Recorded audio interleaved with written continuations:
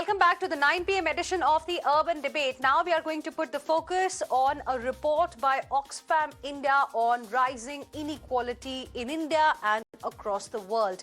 In India specifically, the income of 84% of households declined in 2021, but at the same time, the number of Indian billionaires grew from 102 to 142. This means that India added 42 new billionaires in the time of a pandemic in the year 2021. Simultaneously, 84% of India's households saw their income declining quite sharply.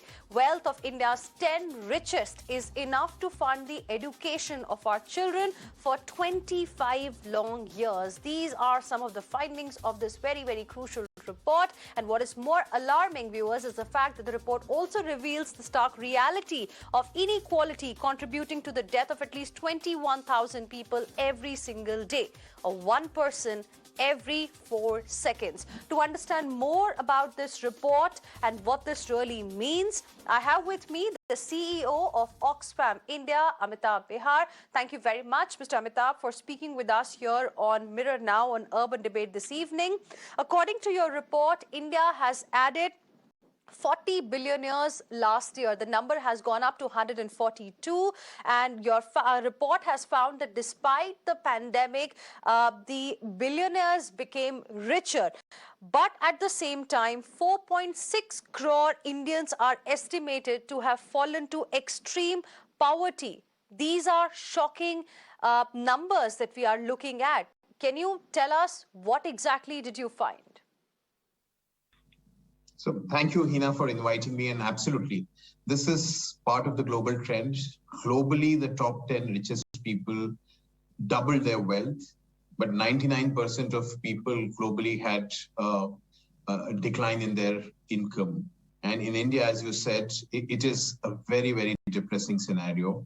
84% of the households in this country have actually had a decline in their income and wealth, whereas the billionaires during this period of pandemic have actually doubled their wealth.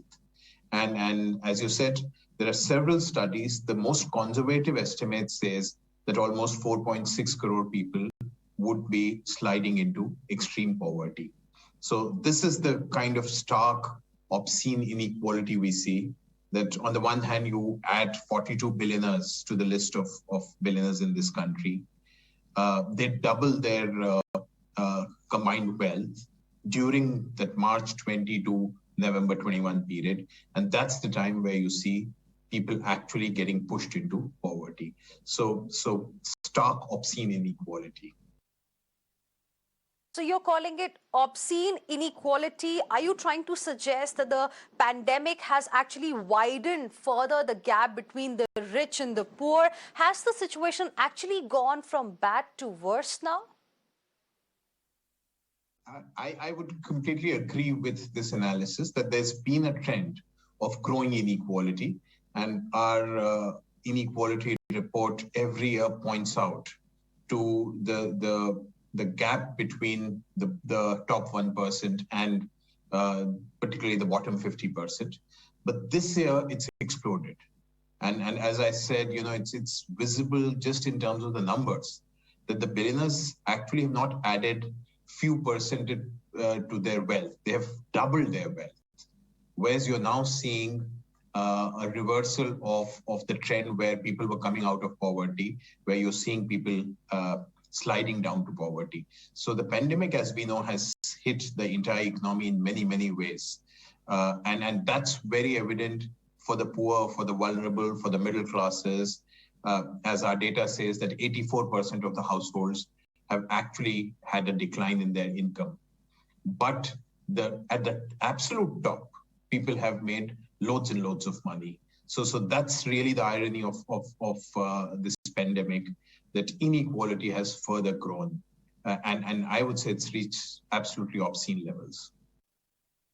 Now, Mr. Amitabh, your report also suggests that women have been severely impacted as well during this pandemic. Could you give us more details? Yes. So again, if you look at our report, we've calculated and we have seen that women globally have lost 800 billion USD in 2020. There are almost 13 million fewer women workers during the pandemic. So they've lost jobs, they've lost income, and if you look at the gender parity timelines, so instead of now in 99 years having and achieving that parity, it will now take 135 years. So that's how badly women have been hit. And as we know that women are also responsible for the entire care economy, so this pandemic has actually been a double burden on them. They've been losing their employment income on the one hand, and the care burden has actually increased manyfold. So there is a very strong gender dimension to this entire story of the pandemic and inequality. Can you also tell us a little bit about the methodology that you use to come out with this kind of a report?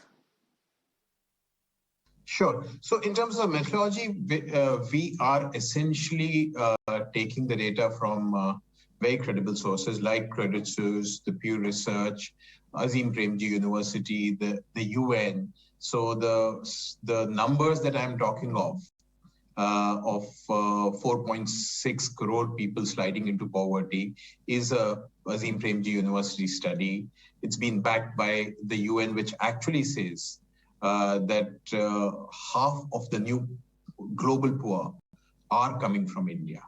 So the methodology is to actually, it's really looking at several studies and bringing it together.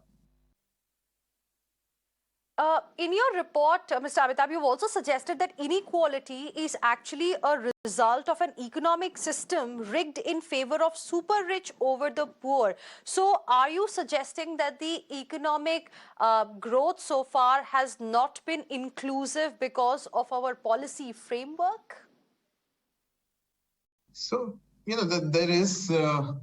there are several academics studies being done even by entities like World Bank and the IMF, which have clearly seen and now they're identifying the trend towards inequality. In India, you would see this trend getting amplified post the 90s. And it's fairly clear, as in famous economists like Thomas Piketty have been working on it. We've seen those results. So there is clearly now concentration of wealth happening at absolutely the top level. And it is the economic system that we have created. For instance, what we certainly know from hard data from around the world, that drivers of equality are investments in education and health, in social security. And that's where we see that we have not been increasing our investment. So that continues to be starved. This is really a decade of starved investments in public services, essential services like health and education. So what we are seeing is certainly a very skewed economic growth, which is lining the pockets of the billionaires, whereas the poor are not gaining from this growth. Now, amidst all the dark clouds, are there any, silver lining as well that you are seeing that is there in this particular report from India or from the world? So, I think let me say there are positives. The first positive is that now we have started recognizing inequality as a very important factor. And I'm very convinced that in the next couple of years, this is going to be one of the central questions for governments across the world. Several governments across the world have actually started taking actions. Argentina did actually introduce a wealth tax last year. We've seen in the US, there is a very serious conversation happening, certainly in some states, around wealth tax. So there is now a concerted attempt of looking at how do we redistribute wealth. And moving ahead, I do think that inequality will become a central question and we'll start taking some actions. So let's hope that the pandemic gives us that opportunity to take a pause. It gives us that moment to reboot ourselves and reboot a system which is different, which is far more equal, and which ensures the dignity for everyone, and not only huge windfall profits for the top few. Now, in your report, it also mentions that 1% wealth tax on 98 richest billionaires can actually help India finance its Ayushman Bharat scheme for over 7 long years. Are you now suggesting that India should bring back the wealth tax? Absolutely. As in, one of the key recommendations of this report is to introduce wealth tax. We've had wealth tax in this country till a few years ago. We've had inheritance tax, but we've done away with that. I think it's critical in these times that we do reintroduce wealth tax. As you just pointed out, our report says that just 1% tax on the top 98 richest families of this country can support an ambitious initiative like the Ayushman Bharat. If you just do 1% surcharge on the top 10% of the population in this country, it will give us almost 8.7 lakh crores, which can take care of education and health. So I do think that there's a lot of merit, and we do need to bite this bullet of coming back with the wealth tax, because we do need an equitable distribution of resources in this country. Okay, and last question before we let you go. Budget is around the corner. Going by what your report has mentioned, what should be the key focus for the government, the key areas that the government must focus on in Budget 2022? So I would just start by re-emphasizing the need for redistributive policies like the wealth tax. What I think is also important is that we ensure that there's much greater investment on education and health. So, for instance, let me just give you a little data about the health sector. Our investment in health, public health, has remained around 1.25 to 1.5% of the GDP. And this is way lower than our neighbors, than particularly our peers in the BRICS. And there is a very critical need to actually enhance that. So, and we've seen during particularly the second wave of the pandemic that the health infrastructure was extremely inadequate. It's going to be life-saving. So I would very strongly recommend that the government actually looks at investing much more in education, health, and social security.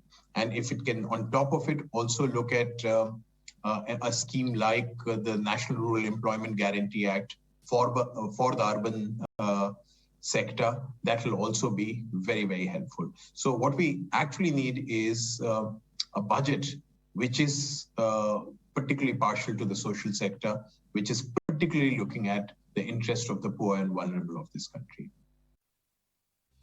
All right, so that was the CEO Oxfam India, Amitabh Behar, speaking exclusively to Mirror Now. Thank you very much for joining us here on Urban Debate this evening. Let's now go to our guest joining us live to discuss the findings of this report on rising inequality in India and around the world and what should really be done. Karan Bhasin, economic policy researcher based in New York, joining us on the broadcast. We have Professor Arun Kumar from Institution of Social Sciences and retired Professor of Economics, JNU. Nikhil Dey, founder, member of Mazdoor Kisan Shakti Sangathan. Anjali Bharadwaj, social activist, also with us on the broadcast this evening. Good evening to all of you. Karan Bhasin, let me begin the discussion with you. You just heard what Oxfam India had to say about this year's inequality report. He calls it obscene inequality. India has added 40 billionaires. On the other hand, 4.6 crore Indians are estimated to have fallen into extreme poverty. Your first reaction? Right. I, of course, disagree with the findings of the report completely, because that's not how inequality is measured in the first place. And I doubt any serious economic journal will publish the findings, because you cannot look at market capitalization as a measure of wealth, because what happens if the market collapses by 30%? So even if you introduce a wealth tax, do you redistribute? Do you pay the tax back to the billionaires? It's absurd what has been done over here. What I have in front of me right now is a very solid research published by three very good economists that I know, Arpit Gupta, Anup Malani, and Bartosz Woda. And this has been published by the National Bureau of Economic Research in Massachusetts. It's a working paper there. And the title of the paper is Inequality in India Declined During COVID. So that's what we know for as a matter of fact, whether we look at the CMI data or whether we look at any other household level data that we have available. But this comes out uniformly across all of those data. And what is also important is that Oxfam's finding has also been contested by Nobel laureate Angus Deaton. So it's all good to cite these that billionaires have increased their wealth and all of that, but that doesn't translate into any meaningful discussion of inequality, of poverty. And on the paper of Azim Premji that he cited, I presume that he's referring to the Basole et al. Paper. There, the poverty line used is not the extreme poverty that he's mentioning, but instead what has been used is the minimum wage. And there is ample literature which exists on poverty, and I haven't seen this in anywhere else except for that paper and to some extent in the NBER paper that I'm quoting. So can we please stick to rigorous assessment of these important issues rather than sensationalizing such an important integral development No, issue? we are not sensationalizing. There is a report. There is a report which has come out, Karan Bhasin. We are discussing it. That's what You may have your own view on it. You may have your own view on it. I appreciate that. You're entitled to have your own view. No. See, you may have your view on it, but it's a report that has come out, and I want to understand from this panel of experts that I have this evening, what should we make of the findings? Is it a serious concern or not? You seem to disagree with the findings of the report. Point well taken. Let's move to now Professor Arun Kumar. Professor Arun Kumar, every year Oxfam comes out with this report on inequality around this time, but it seems that the situation is going from bad to worse. Your first reaction? So, when we are talking about inequality, there are different kinds of inequalities in the country. One inequality is between the organized sector and the unorganized sector. Organized sector has much higher salaries and incomes than the unorganized sector has. Unorganized sector works with far less capital than the organized sector. Productivity levels are very different in the organized sector as compared to the unorganized sector. So incomes are much lower. And I did a paper in 2008 where I showed that 80% of all investment in the economy goes into the organized sector and only 20% goes into the unorganized sector. The organized sector employs 6% of the workforce, whereas the unorganized sector employs 94%. So for 6%, you have 80% investment, and for 94%, you have 20%. And it becomes even worse when you consider agriculture. At that point, agriculture employed 50%, but it got only 5% of the investment. So you can see, given the low levels of investment per capita in agriculture, it'll have low productivity and low incomes compared to the non-agriculture sector, where in the organized sector you have, for 80% investment for 6%. So that's one fact. The second is within the organized sector as well. In this pandemic period, what you see is that some sectors are doing very well. For instance, technology sectors, whether it be in the US or whether it be in India, the technology sector, the pharma sector, IT sector, these are the sectors that have done well. And you can see that the profits declared as per the RBI's survey, the profits declared by the corporate sector rose by about 22%. Where the economy was stagnating, the profits of corporate sector went up very sharply. And that's the reason why the stock market did very well. So, I agree with Mr. Bhasin that, the stock market wealth is not the only wealth. There are other forms of wealth as well, whether it be real estate, etc. But in addition, I'd point out that there's a very large black economy in India, which I have estimated to be around 60%. And that is concentrated in the hands of 3%. So therefore, the wealth inequality becomes even greater when you take the black economy into account. That is not taken into account in Oxfam report. So yes, there are certain problems with the way inequality is measured, but by looking at the broad parameters of the economy, it is very clear that inequality has been rising since 1991, and especially during the pandemic, where a large number of people lost incomes, lost employment, and especially in the unorganized sector.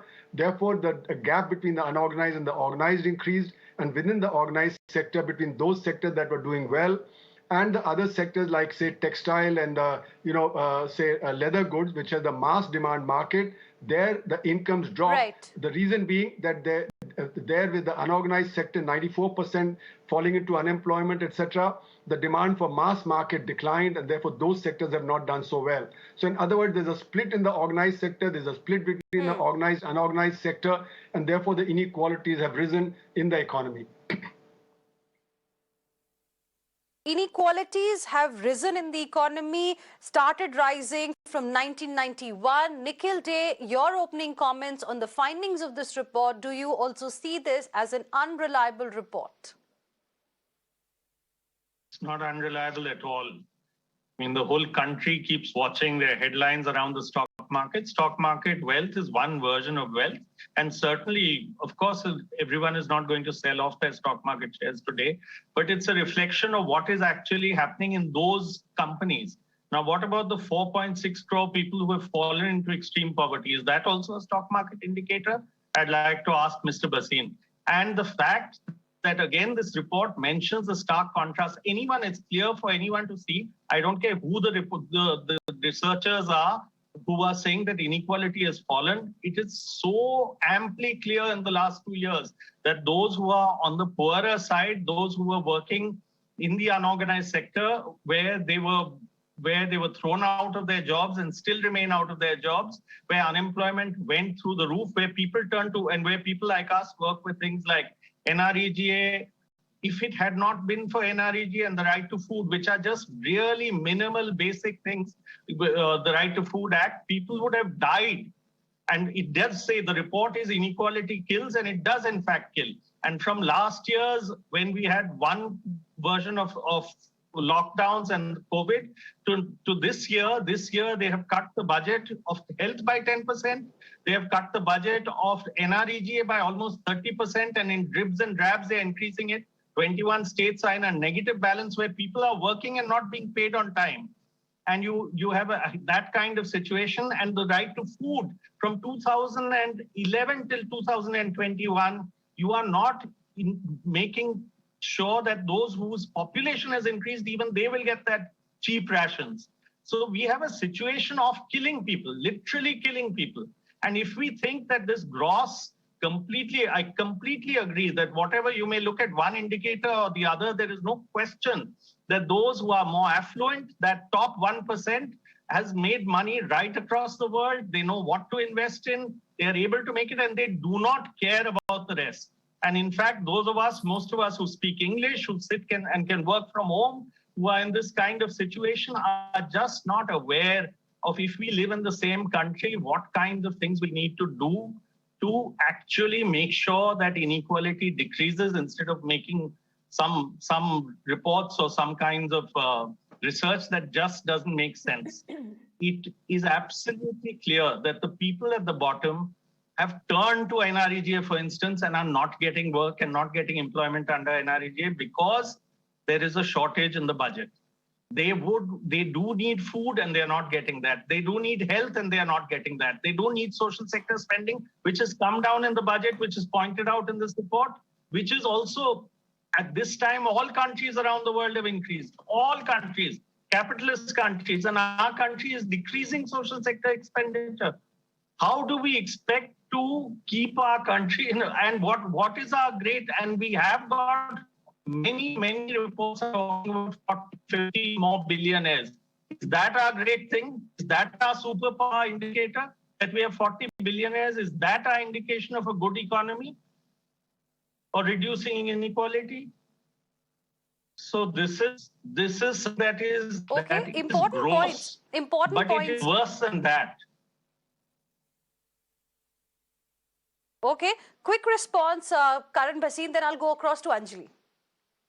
I'll stick with facts and I don't want to get into this rhetoric. You just look at the consumer pyramid surveys by CMI. You take a look at the consumption Gini there, you will see a decline.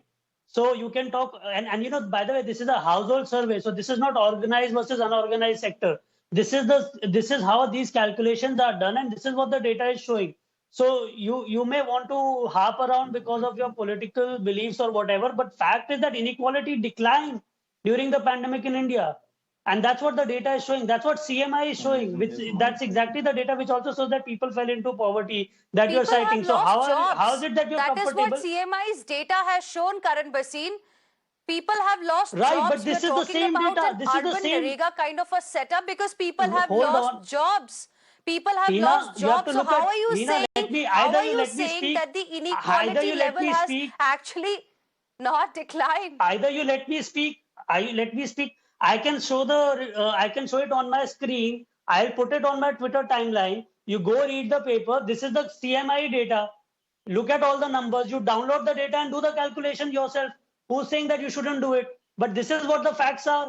But you don't want to accept. You want to accept Oxfam, which has been criticized left, right, center, including even by Angus No, Deaton, I am who's the accepting your leading voice facts on also, but I inequality. want you to tell me, come on, Karan Bhasin. I'm not saying here that your facts are right and Oxfam's facts are incorrect or vice versa. But what I want to understand is whether it is an issue that needs to be addressed or not. You don't even want to accept the findings of the report, so that's a different matter altogether. But what Nikhil Dey had pointed out, I wanted you to respond to that. Fine, if when you talk about the richest, you are probably looking at the stock market as one of the indicators. You don't want to believe that. But what about the other data that has come out in this report that Oxfam has released? 4.6 crore people have actually, slipped into poverty, estimated to have slipped into poverty during the last 1 year. I responded to that. I responded to that by this? saying that they're referring. I'm responding to it. I responded to it by saying that they're referring to the Extreme Basole poverty. et al. paper by Azim Premji, which uses the minimum wage instead of, as the poverty line.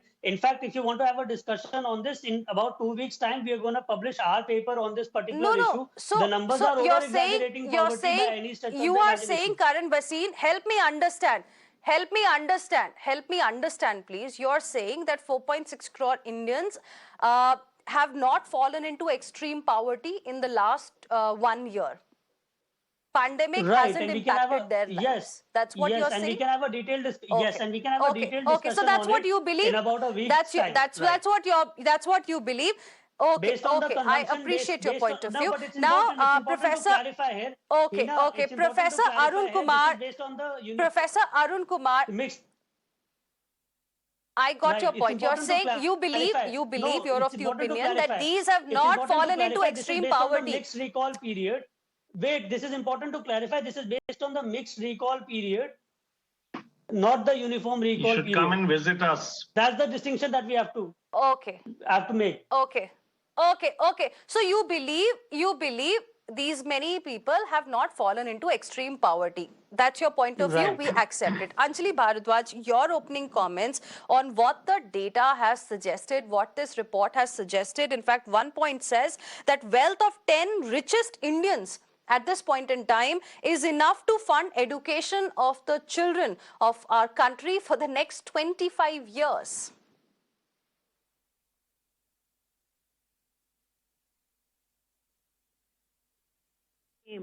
If today we sit here and contest, I think it would be an absolute shame if today we sit here and we contest the findings of this report. We have known the high levels of inequality that have existed in our country, given the fact that in our country, 90% of the workforce is in the unorganized sector. And the one way that the government has found to combat COVID is to impose lockdowns, which basically means that for these 90% of the workforce, there is absolutely no livelihood option left. Most of these people work as daily wagers. It essentially means lockdowns, curfews, all of this basically means that they have no way to earn an income. So there is absolutely no surprise that inequality has risen in our country. The Oxfam report is simply showing in figures what we can see for ourselves on the ground. What we are seeing, and in fact, there are many surveys. I'm not just going to say that we rely on one. Of course, the government must go out and do many more. The Right to Food campaign, for example, did a hunger survey in which it was found that for more than 4,000 families that were questioned, 64% said that they were consuming less lentils. 73% said that they were consuming less green vegetables. 27% said that they were going to bed hungry. So we are in a situation today, post the pandemic, in a pandemic situation where people don't have even food to feed themselves and their families. Of course, inequality is at an all-time high.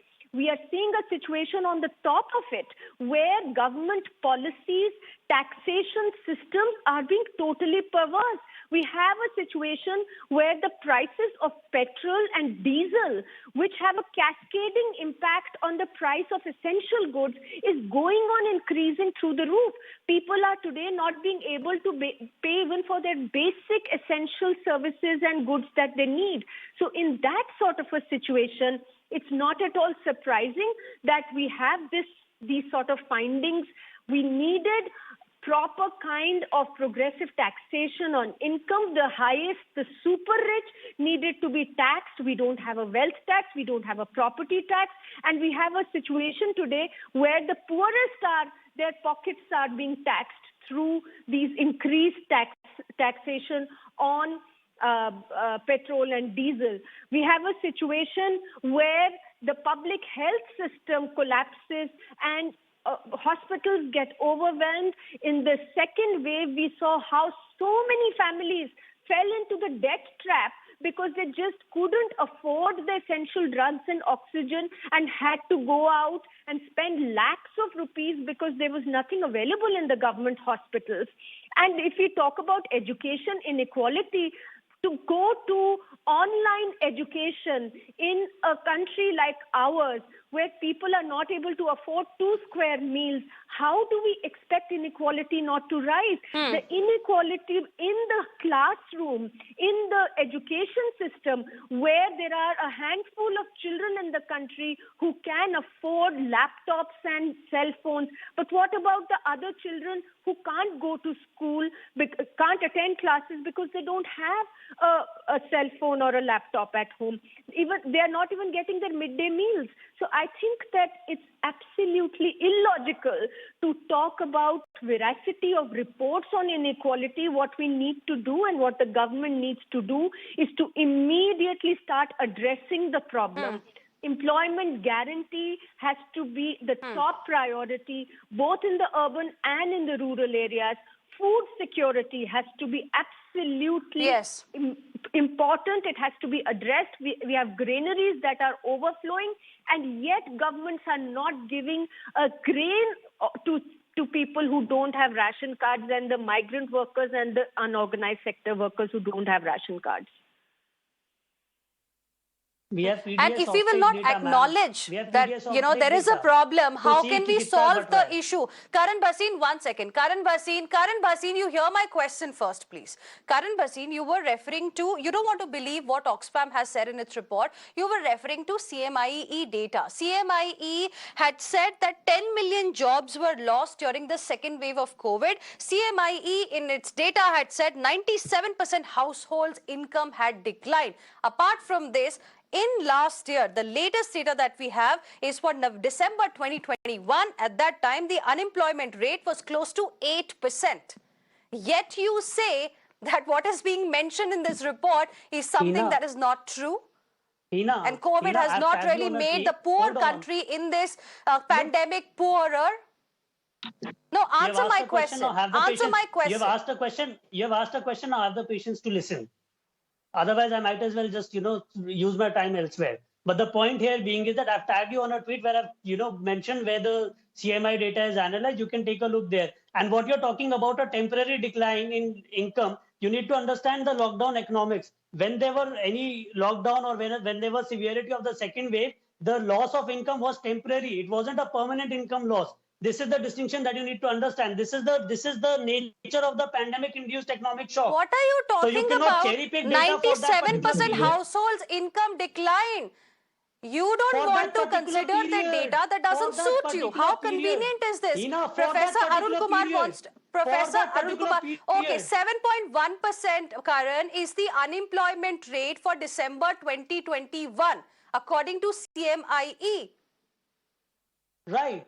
Was Right. it So I'm not temporary? contesting that figure. No. I'm not contesting that figure. Professor Arun Kumar. Professor Arun where Kumar was the wants to unemployment figure respond. during the lockdown, Hina? At least have a civilized debate if you want to have an Professor important Arun debate. Kumar wanted to come in.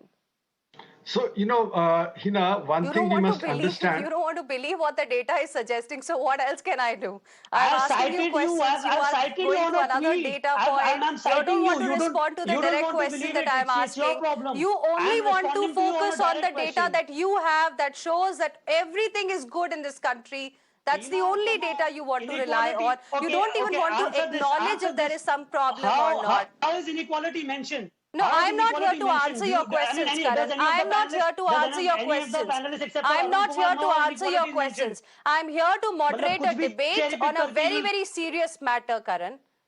you're not moderating it on a cherry serious pick क्या कर रहे हैं? in a serious Oxfam India manner. की report आई है. It's a आप अगर इस डिबेट से आप अगर इस रिपोर्ट से 1 सेकंड कारण आपको अगर रिपोर्ट में जो लिखा है वो नहीं ठीक लग रहा है तो I respect it.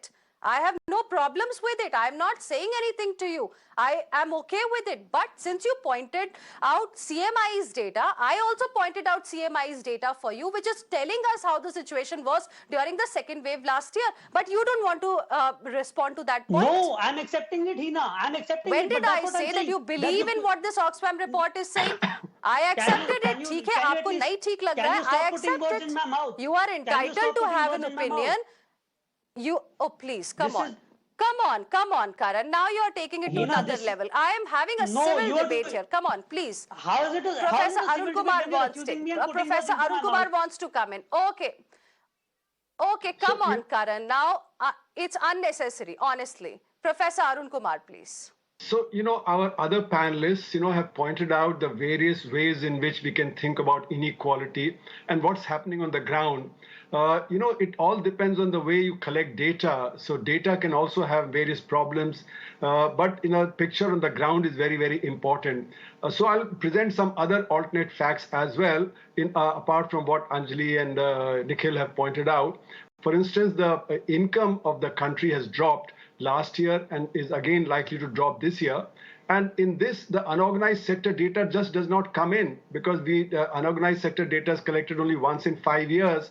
So, my estimate is that the last year, the income did not drop by 7.5% as the government said officially, but it dropped by 29%. And bulk of that drop was from the unorganized sector.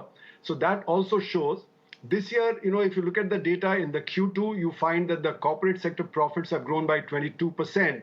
Now, if the economy is stagnant and corporate sector profits are going at 22%, that means the balance of the economy must be declining.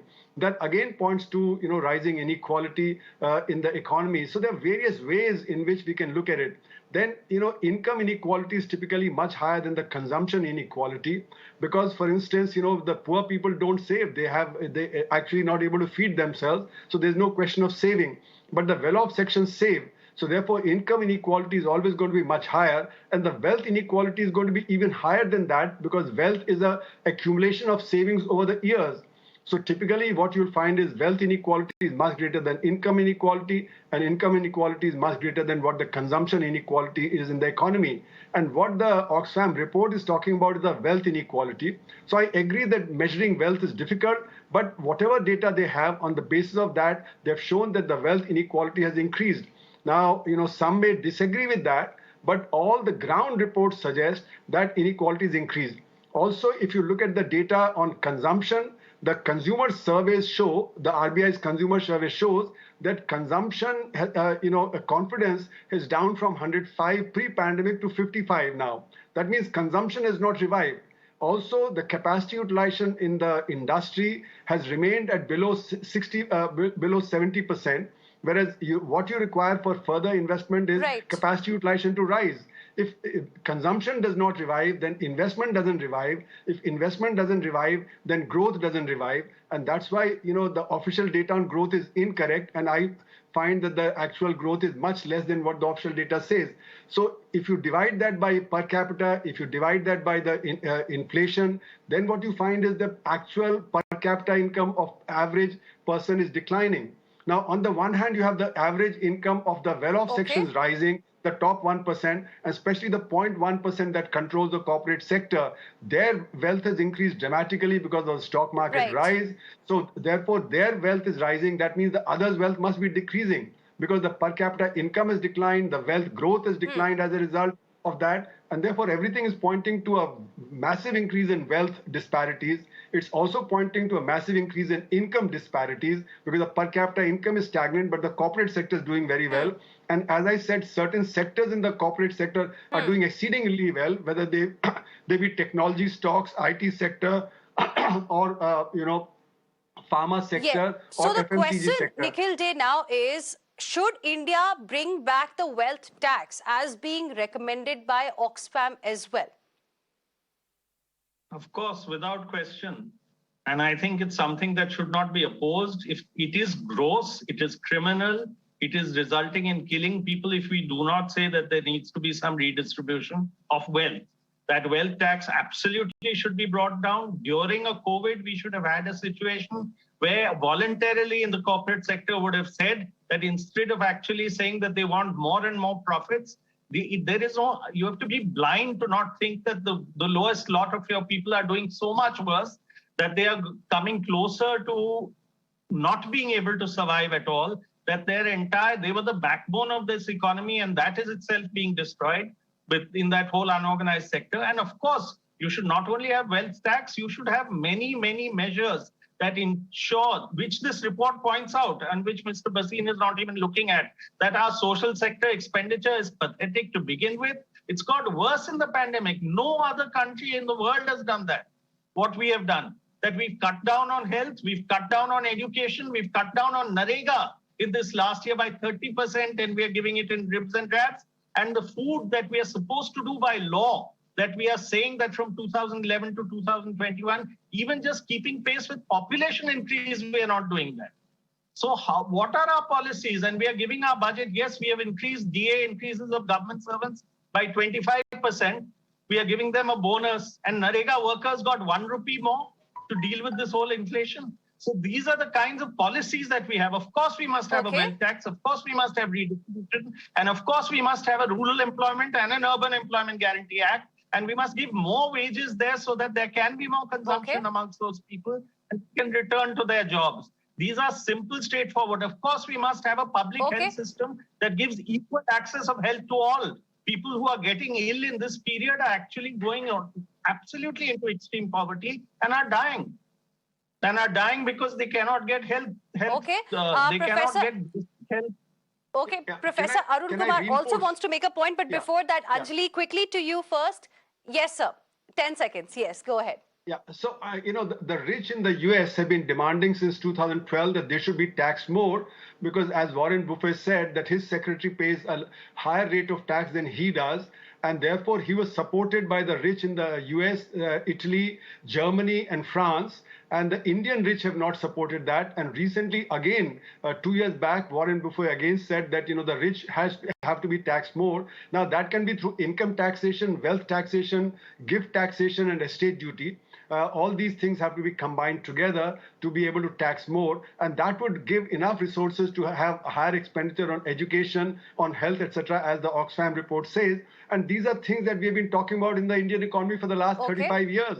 This is not something new, but they haven't been implemented. But now, because the income distribution has become exceedingly skewed, as Krugman pointed out in one paper in 2005, that in 2001 in America, there were greater disparities than they were in the 1920s.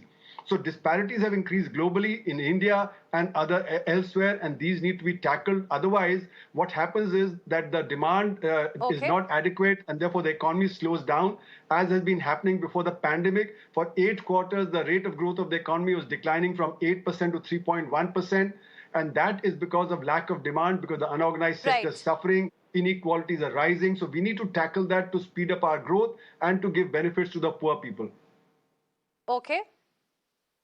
Okay, Anjali Bharadwaj, I want to give you the last word. Now, Oxfam CEO has also recommended that, urban NREGA is something that the government should consider. Do you think this is an idea whose time has finally come?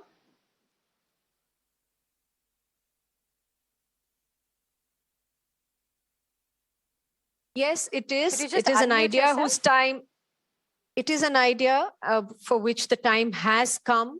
We have seen how through the lockdowns, through this entire pandemic, the last almost 2 years now, we are seeing how people have been reduced to, in fact, begging on the streets to be able to make two ends meet, to be able to afford to pay their rent, to be able to afford to pay for their 2 square meals for themselves and their families.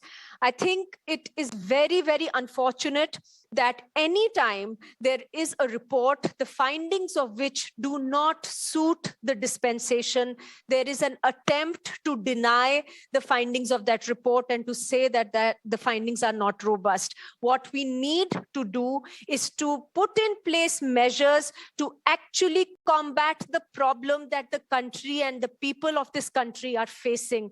The reality is that the government needs to put in place proper mechanisms, proper policies to help people tide through these very, very difficult times. The government has already recognized that there is food distress. Therefore, the Prime Minister's PMGKAY, the Pradhan Mantri Garib Kalyan Anna Yojana, has been extended for by the government till March 2022. It clearly shows that the government is in the know of the kind of distress people are facing. Unfortunately, the government is still not doing enough to make sure that people have food to eat. Those people who don't have ration cards and are not covered under the National Food Security Act, they are not doing enough to make sure that they have food to eat. The kind of taxation that we are seeing has to stop. We cannot carry on taxing in a manner which hits the poorest the worst. Hiking petrol and diesel prices hurts the poorest the most. That has to stop. We have to tax the super rich. We have to make sure that those who can afford to pay, and not those who are in any case, at the lowest rung in the economic ladder. Finally, budgets have to be have to be dispensed in a manner that makes sense in our situation. We cannot have budget cuts on employment guarantee schemes. Right now, we have Manrega, but we need the Urban Guarantee Act also. So the government needs to increase the kitty and not decrease it on employment guarantee. There has to be a basic minimum income that has to be given to people when they lose livelihoods, when there are lockdowns and curfews that are imposed because of the pandemic. We are not seeing the government come forward to do that. And for all of this, firstly, we need to acknowledge. And where are people what going is to really get happening? money What to you're pay saying, their those are some rent? very, yes. Absolutely. Those are some very interesting and important suggestions that you all have made on the show ahead of Budget 2022. And we'll see what eventually comes out. But the details that have emerged are startling. And of course, we need to pay attention to these as well, because the COVID pandemic did impact not just India, but the entire world in a very bad manner. I appreciate all of you for joining us. Anjali Bharadwaj, Nikhil Dey, Professor Arun Kumar, as well as Mr. Karan Bhasin for joining us here on this debate on Mirror Now. We have to slip into a very, very short break, but there's lots lined up for you on the other side as well. Stay with us.